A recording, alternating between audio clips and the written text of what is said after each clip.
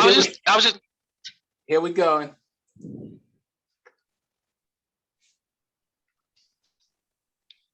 Hello and welcome to tonight's show. My name is Wayne and welcome to Just Be a Man. Thank you for joining us again. Tonight we have our team. The whole team is in play.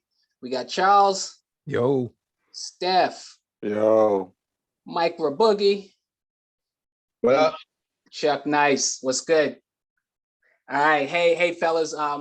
Thanks for joining tonight. We're going to talk about if you only had 6 months to live. Not a super fun topic, but we're going to do what we can with it. But before we do that, we want to take a word from our sponsor. Mike, talk to us a little bit about Manscaped. Well, Wayne, I'm glad you mentioned it, brother. Anyway, I just like to let everybody know that our sponsor is Manscaped, and we've been with them for a couple of months now, and we've actually moved up to the 4th generation. I don't know if you can see this. 4th generation trimmer here that we use. This is called the lawnmower, and this is what you use in the lower region underneath the navel, you know, closer to the twigs and berries. You know, you use this technology. The technology is awesome. It's made with a ceramic blade, so that reduces chafing if you get too close, you know, to the man things. And we also have the Manscaped lawnmower with the light. Now, if you can find your way in the dark, let's say if you lose power and you manscape yourself, you lose power. You pop on the 4000K light, spotlight, and find out where you left off at, all right? Also, once you're done, you know, well, now let me slow it down. And then once you're done with the lower region, you bring it up top.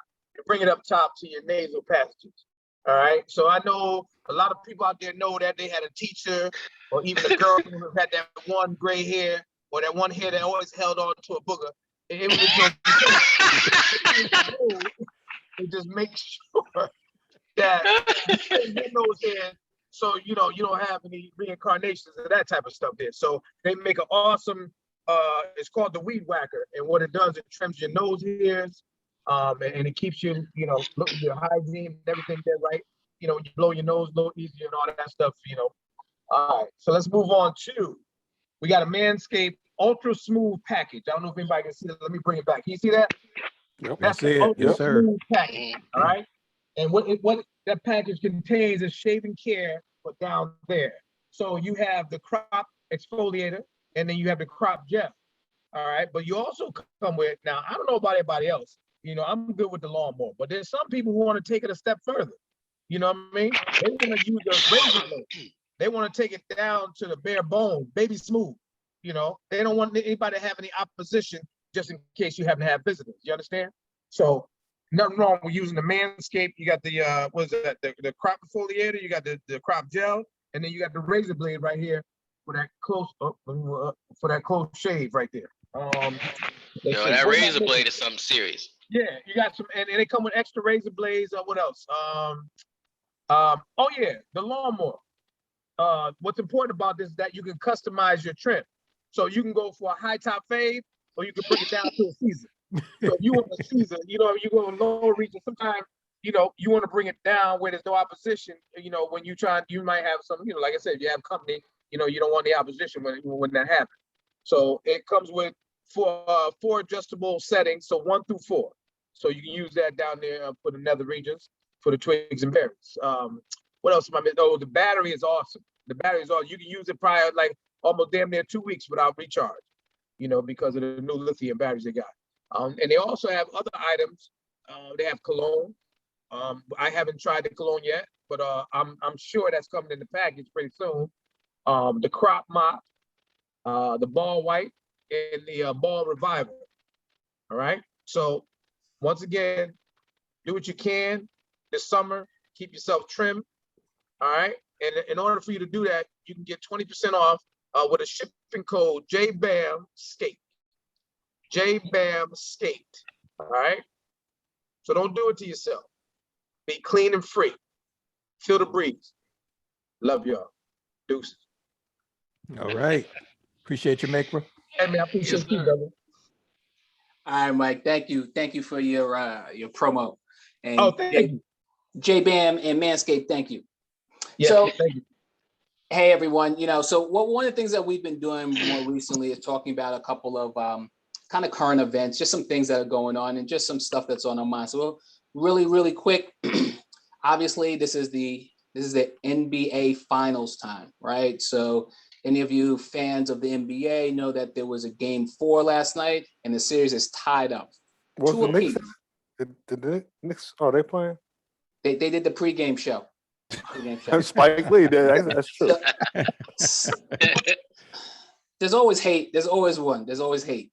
So anyway, we're in the we got the finals going. It's tied two apiece. So everybody is held their home court. So obviously everybody knows that it goes Phoenix, Milwaukee, back to Phoenix for the last game. So anyway, fellas, I'm gonna start with you, Charles. What are your thoughts about this series so far? I think it's great, man. It's exciting. You got two new teams that you're not accustomed to seeing in the finals. I'm glad it's not LeBron, this year, in the finals. So I'm happy to see it, man. I'm all for it. I still have Phoenix in 6. That was my prediction, but I'm happy to see it's all locked up 2 games apiece, man. So I'm excited. I'm watching every game at least until halftime. I'm getting older now, so I can't hang like I used to. But yeah, man, I'm enjoying it. Good West Coast games is tough. Yeah, no doubt. Chuck, absolutely. Chuck, what you think about it? Hey man, from what I hear, I'll be honest with you, I haven't really been following it too tough, man. So, but from what I hear, I mean, it's been, everybody seems to be pleased with it. The new format. I mean, everybody's been talking about it. Seems like everybody's cool with it. So, if y'all cool with it, I'm cool with it. I'm not the basketball dude. Y'all know that. I'm the boxing dude. So, when y'all talk about boxing, come back to me. They be fighting sometimes. Yeah, no shit. Yeah. Yeah. Thoughts? The thing I like about it, just like Charles said, you got 2 brand new teams. I mean, the Suns have never been in it. And the last time the Bucks were in it, we had Lou Alcindor as a center and Oscar Robertson as a forward. It was there last night. Yeah, they were there last night. So okay. I mean, it's exciting. It's exciting, and also these guys are playing their hearts out. I mean, they're leaving everything on the floor, especially Giannis, who's just banged up. We talk about the NBA season. The guys get banged up, they get knocked out of playoffs because their star players are not there. Right now, you got every star player available, and they're playing their heart out. So, I still got Phoenix. I think that it's going to be a game 7, but Phoenix should triumph. We'll see next week. We'll probably talk about this next week. Stephon coming with the history. I like that. Hey, so Mike, any thoughts? Any comments? Oh, sorry, brother. For those of you out there in podcast land, if you saw me chewing, that's ice. I just came in from outside, 91-degree weather, cutting the grass. Almost fell the hell out. So I'm just chewing on ice. So it's not food. I didn't want y'all to think I was chewing food. It's ice to rehydrate myself. You know what, Wayne? In regards to the playoffs, I could care less. Finals. Yeah, that's why you call them. That's why you call them the playoffs, because you don't care. I'm waiting for the NFL to start. So that's all I can say. I love y'all. All right, we're gonna hold you to that. But hey, so like everybody else, happy to see what's going on. Just to segue real quick, not to beat this up too much. So we got the NBA Finals, but we also saw in the exhibition games that the Team USA basketball lost the first 2 games and finally won one. So I'm not going to call out names, but anybody have anything they want to speak on with regards to that? Any thoughts on that? Well, my only thought on that was of the what I have seen of basketball. United States, I don't know if they thought it was going to be a cakewalk, but it's not the cakewalk they thought it was going to be. Got that right. Yeah, so I mean, 2 games down. I mean, that's an eye opener. So they're playing from behind, and that's the way they have to play now. And hopefully they get their asses in gear. I don't know. I mean, years passed. We came in, we dominated. I don't know if that was in their psyche, but times changed, and they letting them know we're not the same ones you ran over years ago. Right, you're right. Anybody else? Yeah, that gap has been closing for quite some time, man. I mean, USA basketball used to be just completely dominant. I think at the women's level, we still are, but as far as the men are concerned, you know, it's not the dream team anymore. It's not a cakewalk. You know, these countries are coming out to play. They have their teams formed. You know, they do this stuff year round now, man. It's not just a hobby for them anymore. These are Right. professional teams that are coming to the Olympics to play a team from the US that is sort of, you know, they play for different franchises. So they're having to come together and blend and become a team. So that whole process, I think, is just a lot more difficult than what it used to be, just based on what the other countries are doing now. But I'm not in panic mode. These are exhibition games. We haven't gotten into a medal competition, you know, the real Olympic games as of yet. So I still, you know, when you look at the record, you know, we're accustomed to bringing home the gold. And even when we don't, the very few times we don't, it's always been a medal at least. So I'm counting on the USA to bring home the gold. Even still, I think this is a wake up call for them. I think Coach Popovich is going to, you know, get them where they need to be. And also keep in mind, some of the people that are still playing, like Booker in the finals, And Holiday. yeah, they're going to be a part of the Olympic team. You know, so right now they don't even have their full, you know, strength of players. Yeah. So I think once they, you know, get through that process, I think they'll be fine. Okay. Hey, I just want to jump in on this. We also have to remember that some of the best players in the NBA are from foreign teams. You know, first person I think of is Luka. You know, Giannis. You know, there are a lot of guys that, I mean, they're stars here. Oh yeah. You know, and they're almost at the LeBron, Steph Curry level, if not better. Matter of fact, Luka, was it Luka who won the MVP? Luka's a beast. Yeah, Yeah. and they'll be playing for their countries. To your Correct. point, Correct. So, I mean, it's no cakewalk. I mean, just like Charles said, they've been closing the gap for years, and it's evident. And I think this is the first time Popovich has been the head coach. Normally it's Krzyzewski, and somehow he's always able to bring it out of these superstars. Pop is an NBA coach, and he may not be able to bring it out of them, you know, because they deal with him all the time. Go ahead, Wayne. Yeah, I was just gonna say, yeah, Krzyzewski's stepped away from Duke, and so I don't think he's doing last year. No, this is his last year. But that's what I mean. He already had he announced it, so he's winding down. But I guess to Charles's point, there's a couple of players that aren't even there yet, and you know, I don't know if you heard Bradley Beal is on the COVID list now. So they don't got him no more. So he ain't gonna be able to make that trip. So anyway, there's gonna be some changes. I think the gap is closing. I think Popovich is a great coach, and I think that they'll get it together. I think it's kind of good to get kicked in the nuts early, you know, to get your shit together, right? So they still have the best team, but it will not be a walk in the park. I mean, I think it's really that simple. So, all right, guys, right before we get in, I want to share something really quick with you, something that happened to me today. You know, we talk about our age and everything. And one of the things that happened that was really interesting. So for the last couple of weeks, I've been having some trouble. My mother's been saying she's having trouble reaching me on the phone. She says she calls and is busy. And, you know, I didn't think nothing of it. I thought she was maybe doing something. And then, you know, my son, he was telling me that he tried to call me, wasn't able to get through or whatever. I ain't really believe it. I ain't really believe it. What? He said he called you? Hey, man, I ain't believe it either. So, you know, but last night I had at work, I was supposed to try to catch up with someone that I was working with, and they said when they called me, they got a busy signal. So anyway, first thing this morning, I went and I changed, called the provider and said, you know, I'm having this problem. What can you do? Blah, blah, blah. So they fixed it, right? So they got it fixed. It took a little while. They got fixed. So then the first thing I did was I called my mother, had her call me, and it came through. No problem. I called my son. He didn't answer. I texted him and told him to call me. So the funny part of it is he calls me he gets to me a little bit later. And I said, yeah, I figured out what's going on. You know, I said, so when you were calling, you said you weren't getting through, you're getting a busy signal. And he was like, no, it just didn't do nothing. I says, yeah, but it came out like it was busy or something like that. And he said, no, it just sounded like it was an alarm. What I realized is this boy has never heard a busy signal before. Do you realize that? Like he didn't know what it was. It was just a sound to him. He And it said was like, alarm. he thought, he said, That's he said it was like an alarm went, I was like, that's a busy signal. That But is hilarious. they've only Oh my lived with call God. waiting.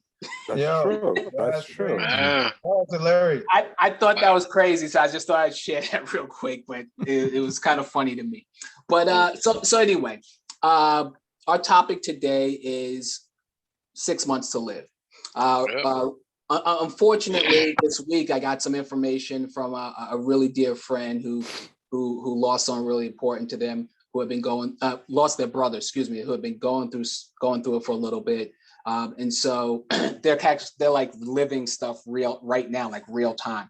So you guys all know him. I'm not gonna call his name out, but so just dealing with that. So it's kind of strange with us having this as a topic. But so the ideal here is that if you were told for whatever reason that you had 6 months to live, whether it's a terminal illness, whether it is something else, that you only had 6 months, the question is, how would you react? So Steph, I want to start with you. Given 6 months to live, what's the first thing you would do? I'll tell you what I did in preparing for combat, because I could have died at any time. And I actually thought about that. I would prepare my will. I would not only a living will, but an actual will. I would try to get all my insurance stuff straight. Tell my significant other where things are, so that she could handle those type of issues. I'd hug up all my family and friends, and just process, the fact that, hey, I may not come out of this alive. That's combat related. Or I may not come out of this alive, just regular, because I got 6 months to live or less. Okay. And let me ask you this, to tag on that, what would you not care about? Damn taxes. The IRS could kiss my ass. Say, forget Uncle Sam. Yeah. What you gonna do? Mike, Damn right. Mike, first thing you would do if you're given 6 months? No, probably be denial. I'll be denying it for a while, and then once I come to terms with it, I, like Steph said, get all my affairs in order, make sure everybody was set, everybody knew where everything was, and then I would just travel with the family. We go traveling, we do everything we can, and I would do a lot of stuff that I probably wouldn't have done, or go places where I didn't think I wanted to go, or where I would go, see all my people, hang out, laugh, cry, drink, dance, eat, everything, do everything, that friends would normally do, but just take it to the next level, yeah. And what would you? But Mike, you bring up a great point. You say you would go see friends and family, but I think that would be so darn hard. I wouldn't want to tell anybody I got 6 months to live, because how do you break away? You don't want to. This is my last hug. Yeah. Yeah. No. Well, I'm gonna hug them up. Shit, we could do 100 hugs in a row. Everybody get 100. You know what I mean? It's but I would tell them. I would have to tell them, because that's gonna help it get it off my chest, because you got enough stress as it is, being in denial, and then knowing that you only have 6 months or less to live. I don't want to keep all that inside. I wouldn't tell everybody, but I would tell people who mean who mean something to me. I would let them know, and spend time together. And just do what we normally do, but just take it up like 8 notches, man. You know what I mean? Now, what would you not care about, Mike? What would no longer have any value? I wouldn't care, like I said, I wouldn't care about, Steph said, care about taxes, but just worldly stuff, stuff that I worry about, the everyday stuff. I wouldn't worry about any of that stuff anymore. I would try to clear my mind the best I can and focus on the family and myself. Okay. All right. Good. So Charles, Mr. Castile, what you got? Well, Given 6 months. yeah, you know what? I'm going to keep it real with you. Okay. I would hope to put on a brave face and do all the preparation and all the stuff that Stefan and Mike talked about. In reality, bro, I would probably be in the fetal position, you know, crying my ass off, in the bed for like days, man, just trying to deal with it, mentally, that it would it would be so crushing to the because I'm one of those individuals. I don't want to know. If I went to the doctor and the doctor had this information, don't tell me. Okay, just let me go on about my business, doing what I need to do, and if stuff start happening, I drop dead. It happens. You know what I mean? But I just wouldn't want to know. But I saw this cool thing that happened in a movie one time. This guy knew that he was dying, and he basically recorded like a video diary or audio diary for his kids, so that when they went on with their lives, they could hear his voice, the advice, stuff like that. So I would hope that at some point after I get up out of the fetal position, I would be willing to do something like that, make that type That's of a good investment. idea. That's a good idea. I think I would do that too, and make it funny too, so people could look back at it and laugh on my birthday. Right. Everybody just Right. turn it back. It'd be the same jokes and stupid stuff, but they could just watch it until, you know what I mean, until it Yeah. turns to snow. Exactly. But as far as, part B to the question, what I wouldn't care about is, all the pettiness of life. I mean, you always hear the term life is too short anyway. And sometimes I just allow nonsense to get to me. The little attitudes of these non-bill payers in my house, for example, stuff like that wouldn't matter anymore. It wouldn't. I would just be able to literally brush that off because it's meaningless when you think about the importance of life and what you have in front of you. Right. So, Okay. Okay. that would be it for me. Hey, All can right. you imagine, Charles? Hey man, I got a tea time. Hey man, I got a tea time. Hey man, I got a tea time. Charles will always be on the course. Yeah, all that, man. I mean, just doing the stuff that you want to do. We all saw or we know about the movie Bucket List. Try to create a bucket list. Do some things, but again, once I get out of the fetal position. Yeah. Chuck. Same Yeah, question, man. well, two things for me, man. One, I think I've kind of had that happen. My mother was was given a short time to live. So watching her was it was crazy and incredible at the same time, because she did her funeral arrangements, she did her obituary. Um, I mean, it was, looking back at it, who has the strength to do that? But my mother did. Um, so watching her get her final affairs in order and trying to make sure I was good and my sister was good and her husband, and I unfortunately I have a role model. Uh, Also, I was misdiagnosed at one point. I think it was 2014, 2013. I was misdiagnosed with cancer. So um, for weeks, almost 2 months, I was sitting in the police operations center where I used to work, in plain clothes, not knowing whether I was going to live or die because all the tests hadn't come back yet. It was inconclusive, but they were pretty positive I had cancer. So for those weeks, I still had to go to work. Um, it was, what do I tell my wife, my my kids? I'm a different guy, I guess. I just, I channeled my mother. I started in my mind putting my affairs in order, try to prioritize things. I wanted to make sure that if it was true that, the people that I left behind were good. I had the presence of mind to do that. Thank God, I was, the diagnosis was different. Um, but that was my mindset. It was to make sure that my family was good, and that was it. That was really my only thought. It wasn't trying to live out my last days. I take that back. I did have that thought, that fleeting thought, but again, my stuff wasn't finalized. So now, I guess you could say, I guess I had the foundation for that coming into this story, this show. So if I had to do it again, it would be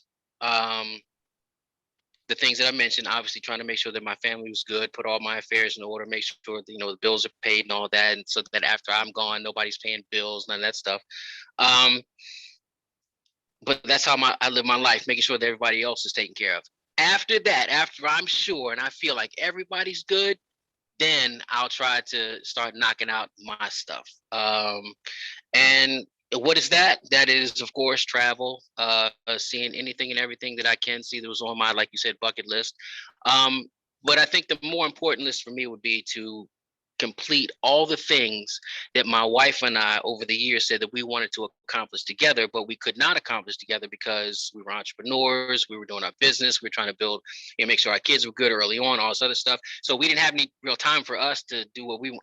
So those things that we weren't able to do as a couple, is probably what I would prioritize, because I would want to make sure that even in my last days that my wife was able to fulfill what she wanted to fulfill or what we wanted to fulfill during our time. So that's what I would do. Okay. All right. And what about what you would not care about, what you would not worry about? Anything that anybody had to say or think about what I decided to do in my final days. This is my life. It's it is the end of my life. And knowing that, excuse the expression, fuck everybody. Okay. All right. So good stuff. Good stuff. I think for me, I think I'm a little bit more like Charles. I think the first thing I would do, I would get a second, a third, and probably a fourth opinion. I'd travel overseas every which way until it was inconclusive that it was a wrap. Once that was decided, like everybody else, you want to take care of your family. You want to make sure that once your arrangements are done, or that you make the arrangements so that nobody is going to be in shambles. We did a show back when we had Thompson on, and we did a show we called Don't Die Broke. And everybody on this show knows somebody who, when someone passed away, they didn't have their stuff in order, and it was a nightmare, right? And so you don't want to be a part of that. You don't want to put your people through that with all the stuff that they're going through. But the one thing that I think that is important is that we talk about, given this period of time to live. Sometimes 6 months, you might be in a hospital bed. Travel might not be that option, right? That might be hospice. It could be a lot of things, right? So, so the thing is to try to live your best life, right? And try to do all the things you can do as long as while you can do it. So that's one thing those are the things that I would try to do, that I want to do. I want to make sure everything is straight. And, if I had the ability to travel and do all that fun stuff, yeah, absolutely. But if your health is failing, that might not even be reasonable. Yep. The one thing that I would not care about, I think a lot like Chuck says, not necessarily about how people look at how I'm dealing with my final days, but what people think in general. I'm not really, I don't really have time for that, right? And so spending time stressing yourself on this, that, or whatever it is, I think you really would put life in perspective. And to hell with them damn taxes. Hey, before you continue, Wayne, Yeah. Jokic was the MVP. All right. And No, then the Joker. Yeah. And also, one of our viewers wrote, this is what he would do. Month number 1, get the will and life insurance property straight. Month number 2, 1 month in the DR. Month number 3, 1 month in Brazil. Month number 4, 1 month in Amsterdam. Month number 5, 1 month for traveling with the kids. Last month, quality time with the rest of the family. I'm not going to read the rest of what he wrote because we all recorded. I have no idea what he's talking about. Yeah. But Yeah, he must be a single man. And Oh, I I'd like feel to you. add, Nia Long would get a phone call from me. But that's just me. See how she Cats is doing. funny. You cats are Yeah. funny. But so I wanna, staying with You us. do know you don't have 6 months left. Okay, I'm just saying. You might. So, Well, get that couch ready. I'm sorry. That's it. So I want to, keep in with what we talked about. I want to kind of take it a little bit different, right? So we're talked about what we would want to do and what we wouldn't want to do, but let's talk or think about how would this affect your family? Steph kind of touched on that a little bit. So given 6 months to live for you as an individual who has to process that information, that's one thing. But what about the loved ones? The ones that know that they have limited time with you? What would you do? What could you do to try to comfort them as they're dealing with it? I know that sounds weird, but that's kind of the reality, right? You're going through it, but you might have to have some strength for the people who will be left behind. So, Mike. Yep. Does that make sense to you, what I'm asking? Yeah, it makes kind of sense, man. It's just that I've been through, like Chuck. I was like with Chuck. I've been through that. Where you're in the doctor's office and somebody's giving a diagnosis and you're there, like, dang, they're telling your mother this, and you're like, what the? So you don't know what to do. Like, you numb, man. Like, numb. Your head is. I can't even explain it. Like, your head is like spinning. You don't know what to do. You driving. I'm driving. I don't even know. I'm like, damn, I got to drive, whatever the case may be, and you got to hold it together. And I don't know. At that time. I don't think anybody knew what they were gonna do, or what could you do to console somebody.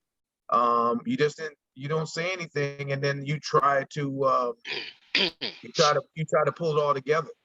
It was me. It was my brother and my mother and my sister, and it's like that room got so small. It was a big room, but as soon as he said that, the room got so small. I started, feel like you were suffocating. It's just like you couldn't, I wouldn't say you couldn't breathe, but it was bananas, and nobody really said anything. It was like the ride home, nobody said anything. Nobody was crying right then and there, but the shit was tight. It was real tight. Yeah. So it took me a while to, I don't know, man. It took me a while to pull it together, and as far as try to deal with it, it took a while. So I mean, if it happens to me and I have to tell the kids, I got to be extra strong, for them, because I'm worried about them in this world without me. So Yeah. that would be hard for me. Okay. All right. Charles. Yeah, I mean, similar situation. I was actually at someone's deathbed that was extremely close to me. And I can tell you that at that point in time, he was the strength in the room.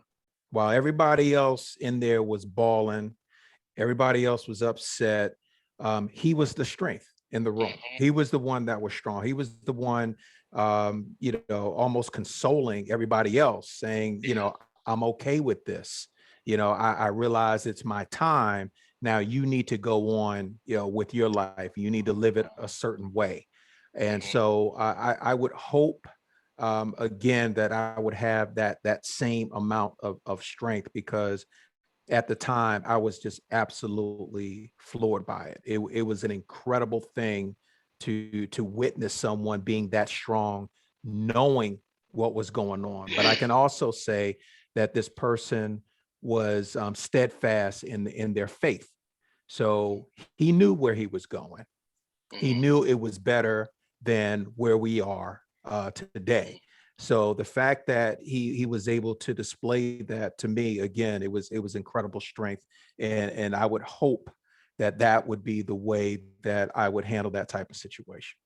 Now, real quick, that sounds like a final goodbye. Have any of you ever had to say your final goodbyes? Yeah.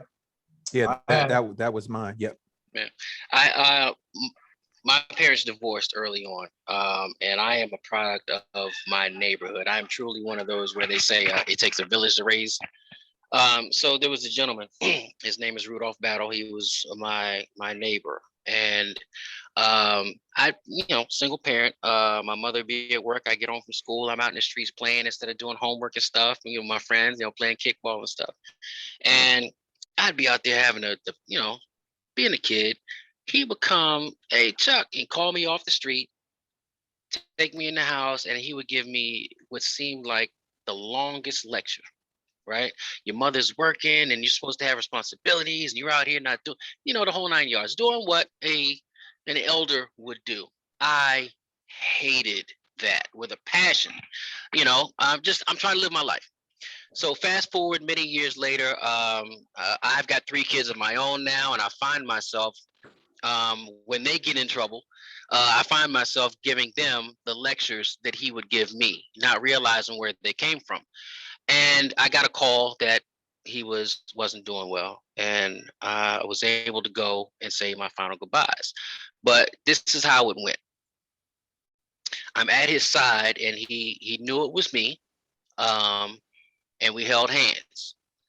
And I told him, I said, "You remember all those times my mother was at work, and I was, just trying to be outside and play with my friends?" And he nodded because he couldn't speak that well. And I told him, I said, "I hated you for that. All these years, I wanted to tell you that I hated you for that. But all these years later, when I'm giving my children these speeches, and I hear you in me, you know. So for all those times that you snatched my ass off that street, brought me inside, and tried to give me some direction and all that, for all those years that I felt in my heart that I hated you. Those are all the things, all those conversations. Those are all the reasons why I love you, because I didn't have a father, and here's a guy that stepped in and made sure that my mother was good in the absence of my father. You understand what I'm saying? Yeah. So, Yeah. I said all that to say this: it's powerful. Those last days, those last moments, those last hours, whether it's you or it is someone that you affected. Um, um, it needs to be, it's I guess what I'm trying to say is, it's never something. Obviously you can't plan for death, but you have to. uh, I'm gonna turn it over to somebody else, because number one, I'm getting emotional, but two, it just is what it is, man. Death, it's the final thing, man. And you got to live life to the fullest, and all the experiences that come your way, it's for a reason. You got to cherish it and cherish those people in your life, and that's it. That's my story. I'll move on. All right. All right. To everybody who's listening, this is obviously not a fun or comical topic, but it's real, right? Yeah. It's the reality that each and every person will deal with at some point in one way or another. So, Steph, I'm gonna kind of come to you, but I want to kind of reiterate the question again, if you let me, and that's really, obviously we talked about what we would do once we got that notice, but also helping your family, your significant other, your close family deal with the reality once you've gotten to a point where you've accepted it. So, Steph, what do you got to say about that? Well, before I say that, one of our viewers wrote that they would comfort them with my sense of humor. We're going to get in as so much that last month celebrating life and our memories. I guess my sense of humor will be my strength. I have to agree with that. That's probably what I would try to do is light the room up as much as possible. I might be in pain. That's not easy. Mhm. But I'm gonna crack the joke. I'm gonna predict that the Knicks will not win for the next 30 years. I mean, I'm gonna go.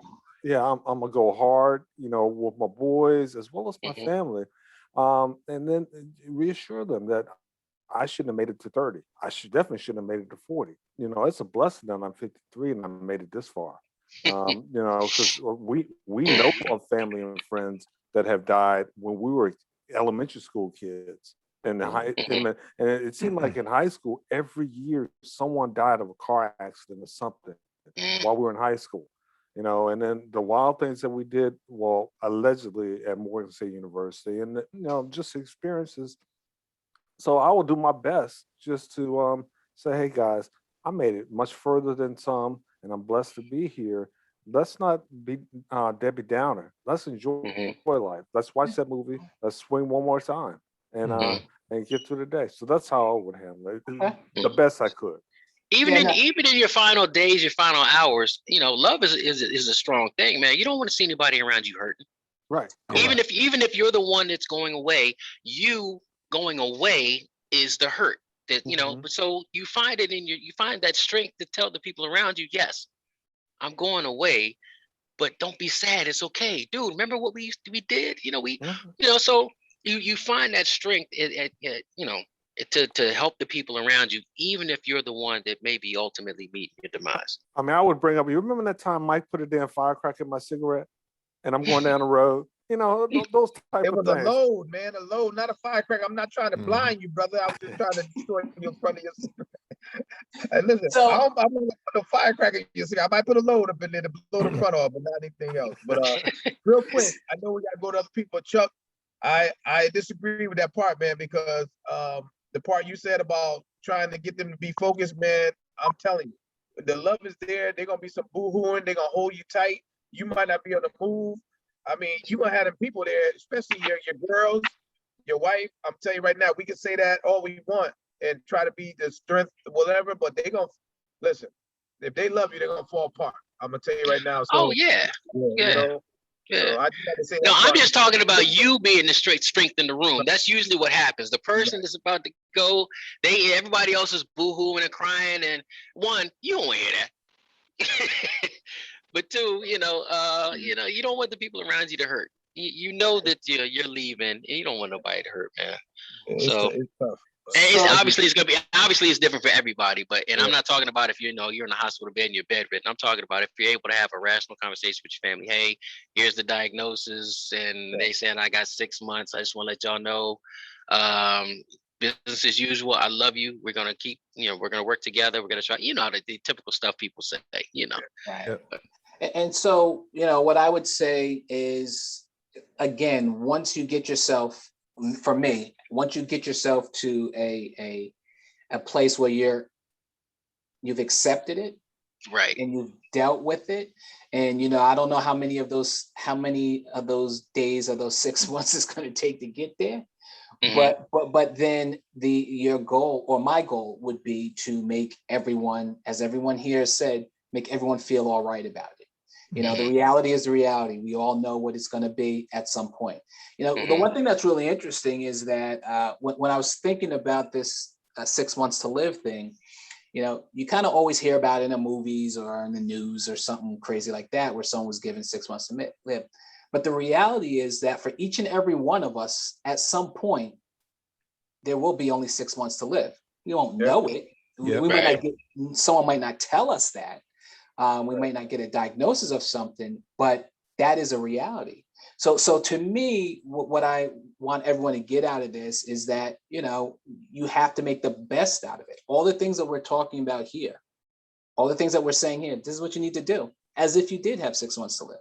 Mhm. And if you get 6 years or 60 years, but you should still live like that. And Every I day think, as if it's your last. why not? That's what they say. Yep. Why not? Yeah. I try to. So, yeah. So another thing I was going to ask. Let me ask. I'll start with you, Steph. Would your church attendance go up? Wow, that's that. Ooh, Lord, Pastor Jenkins is probably listening. I probably not, Wayne. Be realistic with you. Yeah. I'm not going to all of a sudden start showing up at church just because I know I only got 6 months.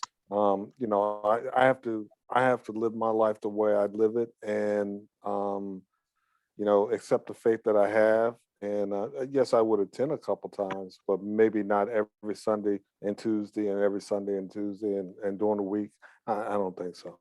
So I said that kind of in jest, but here's the other thing I was getting at is, once you come to that realization of what it is, there is going to be a level of spirituality, no matter what there's nothing fake about it. True. Just because you at every service, but there's going to be something where when you accept what it's going to be, whether it is physically going into a church or whether it is quiet time in your prayer closet or a corner or whatever you want to call it, that's what's going to happen. So I just wanted to say I was being a little silly with it, but that's really the question. Charles, would your church attendance change? Well, no, I mean, but I go every Sunday anyway. And I'm there on Tuesdays, for Bible study. So it would be consistent. Okay. Yeah. So yeah, I don't see any changes being made. Okay. All right. Now, Mike, same question. No, I think church is where you're at. And okay. I had I think I would utilize my prayer closet. My prayer closet. I would go to the park and pray. I would go to, pray at home, pray at the park, pray at the beach. I would just find different locations. I would have a pop-up prayer for a prayer meeting with me and some friends, or just me by myself. So that's a great point, right? Because I said church, kind of like the physical building, and I know that's not necessarily everybody's reality, and it doesn't have to be. But it is, I guess it's more of a focus spirituality, more focused on it, whatever that is, more focused. So that's where I was going with it. And Chuck, same question to you. You're on mute, Chuck. You're on mute, bro. Sorry, church definitely not. But in terms of spirituality, I think anytime something negatively that happens to you, first thing is you start to speak up. But yeah, no, that wouldn't change for me, man. Nah. So good point. When people go to jail, they be getting real religious in jail, don't they? Exactly. Right. So before they go to court, what you talking right. about? Please, Lord. Let's touch and agree. But right. So to me, I think it is really about being spiritual and spirituality. Attending church more or things like that. That's not necessarily something that I would necessarily do, but I think that spirituality is what's going to give you that strength to be that strong, because we've seen it before where people are given a short period of time and they just run amok. Like they literally don't care about nothing, and they just crash and burn. Yeah, I would say that to that point, I might be one Reese's piece away from doing that.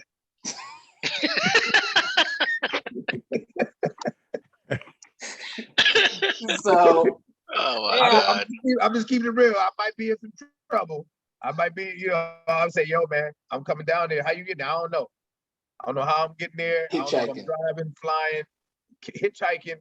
I might wild out. I don't know. I'll be on the edge. I'll be like that said. I'm one piece away from one skittle away from messing up. So that's what they need. That's what they need. They need long distance Ubers. Well, hey, I bet you an Uber will go wherever you tell them, as long as that meter's running. Yeah, you ain't lying. So we're coming close to the end here of this segment, and I just kind of want everyone to kind of just kind of recap anything that you want to talk about on this subject matter. But I want to start with something is, one of the things that what people were saying, or when I asked before about one of the things you wouldn't care about, one thing you probably wouldn't be caring too much about your diet.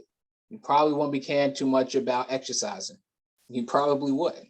But these are all things that you do to live longer, live better, right? But these are things that when you realize that it got no value for you, that's out the door. So, but anyway, Charles, any words, any thoughts, or anything you want to talk about with this topic?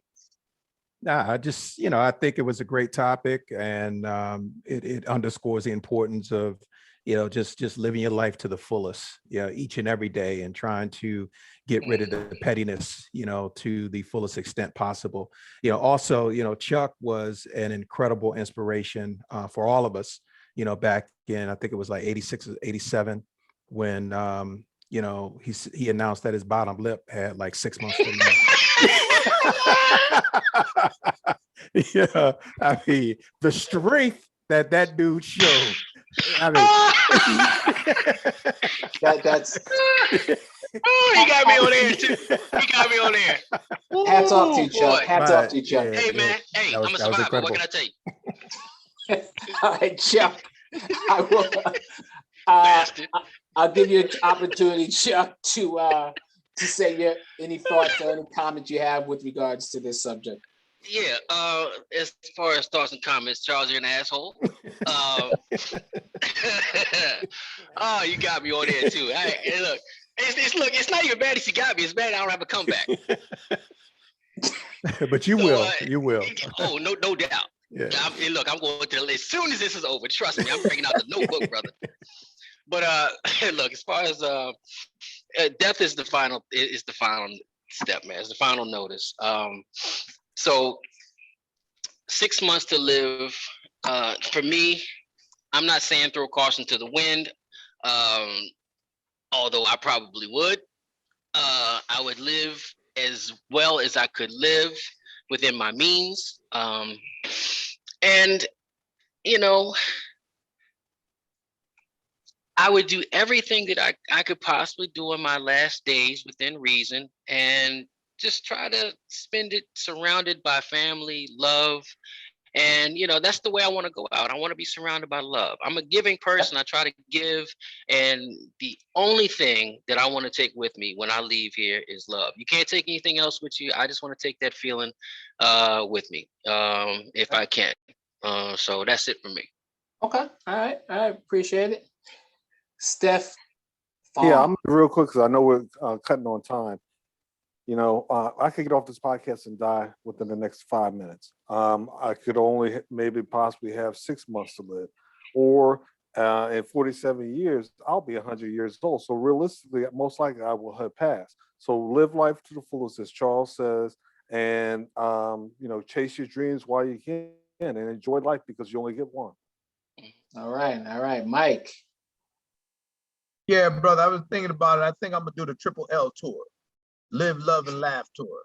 You know what I mean? Live, love, and laugh. All right. Live, love, and laugh tour, man. I'm gonna stop off everybody's spot. It's gonna be a pop-up, come see me, whatever, and we're gonna live it up, we're gonna love it up, and we're gonna laugh. Yeah.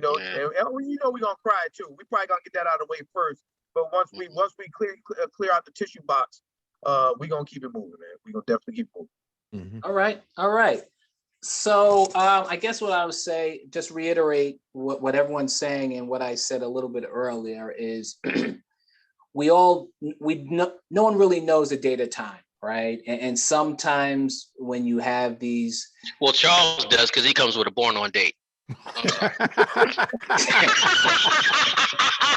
I knew it was coming. I knew You it was fruity coming. bastard. Back at you. I wasn't gonna let that go.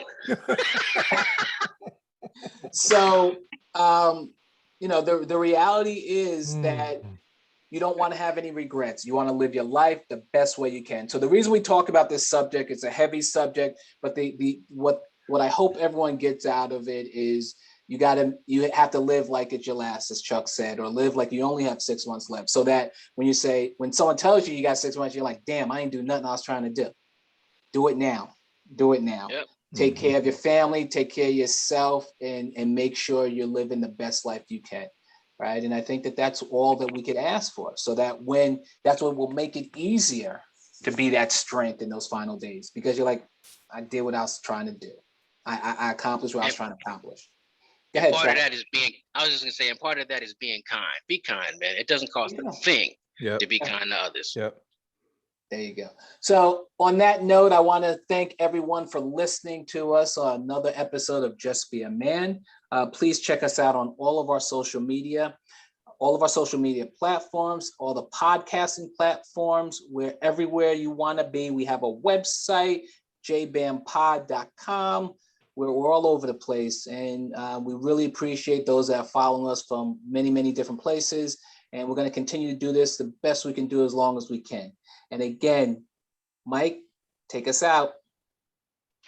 Untie the knots of life. Deuces. Tie the knots of life. Bullshit.